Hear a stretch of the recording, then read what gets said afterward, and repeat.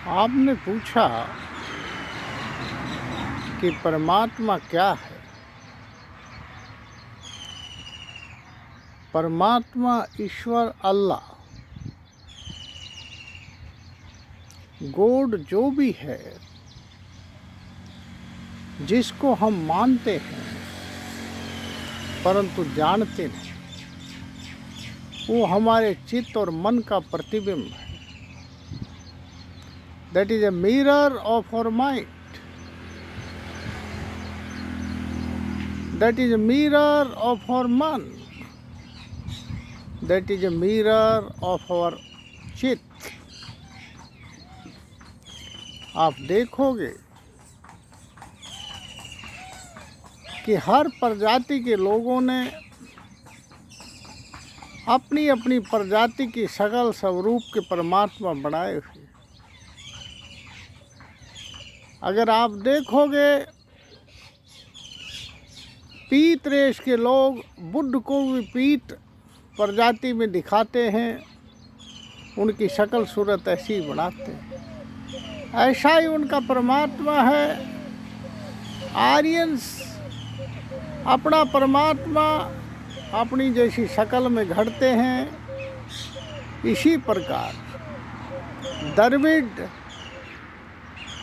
परमात्मा की शक्ल सूरत अपनी जैसी शक्ल सूरत बनाते हैं।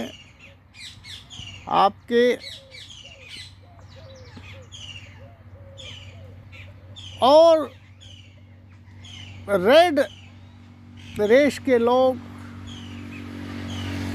लाल प्रजाति के लोग अपनी जैसी शक्ल सूरत के परमात्मा बनाते हैं। इसी प्रकार आप देखोगे जिस प्रकार आदमी का भोजन होता है उसी प्रकार के परमात्मा या देवता वो घड़ता है। मांसाहारी और शराब पीने वाले लोग हिंदुस्तान में भैरों को अपना देवता मानते हैं, देवी को अपने देवता मानते हैं। शाकाहारी लोग हनुमान जी और कृष्ण भगवान को देवता मानते हैं और अपने आप को तथाकथित क्षत्रिय कहने वाले अपने जैसे ही लड़ाकू तथा शिकार करने वाले देवता बनाते हैं, भगवान बनाते हैं। जैसे राम को भगवान मानते हैं। आप देखोगे कि दूसरी प्रजातियों में भी यही व्यवस्था है, अर्थात परमात्मा उनके खुद का प्रतिबिंब है।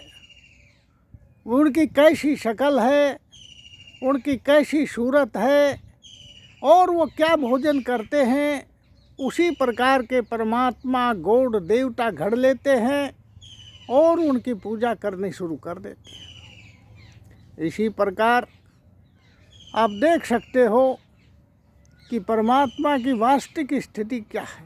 सामान्य मनुष्य परमात्मा उसे मानता है जो उस जैसा हो और उस जैसा खान पान करता हो, उस जैसा रहन सहन करता हो, उस जैसी वेशभूषा हो। अगर वो पापी है तो परमात्मा को भी वो सब पाप कराने वाला बनाएगा। अगर वो हत्यारा है तो उसका देवता भी हत्यारा होगा। अगर वो चित्त से अच्छा है, स्वभाव में अच्छा है, तो उसका चित्त भी वैसा ही होगा। और आपको पुनर्जन्म की कहानियाँ सुनी होंगी कि कोई व्यक्ति कोमा में चला गया तो अगर वो हिंदू है तो हमारी हिंदू स्क्रिप्चर्स में जो लिखा गया है उसी के अनुसार वो बताएगा कि मैं मर गया था, मुझे कोई लेने आया जो यमराज था और वहाँ कई पीड़ाओं को पार करता हुआ मैं वहाँ गया जहाँ फैसला होना था।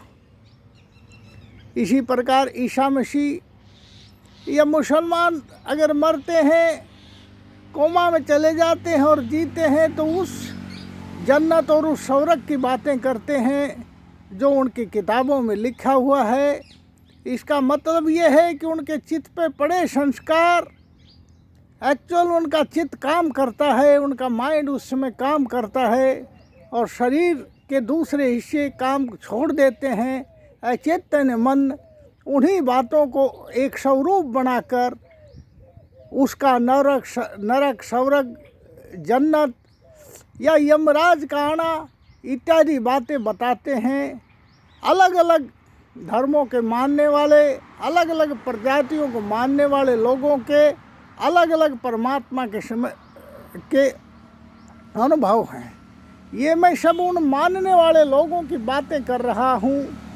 अब वो जानने वाले लोग जो परमात्मा के बारे में जानने की कोशिश करते हैं, जो भगवान के बारे में जानने की कोशिश करते हैं, अल्लाह और गॉड के बारे में जानने की कोशिश करते हैं, वो खुद ही उसी में डूब जाते हैं।